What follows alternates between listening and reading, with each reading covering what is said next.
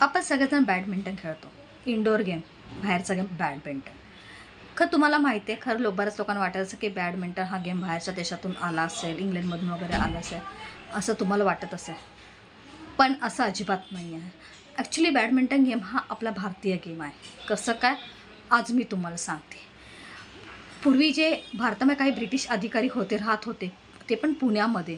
तेव्हा ते पुण्यामध्ये गेम खेळायचे. तेव्हा त्याचं नाव होतं पुणा गेम. कळलं? पुणा गेम. आणि ते खेळायचे सेम.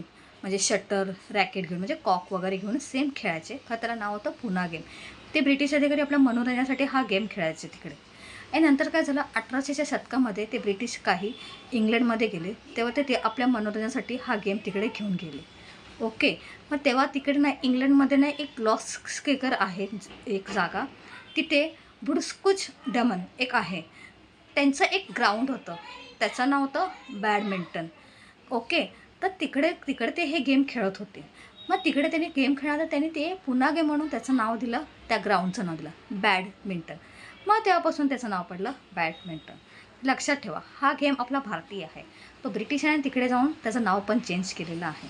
तर अशाच वेगळ्या माहितीसाठी चॅनल लाईक, शेअर आणि सबस्क्राईब.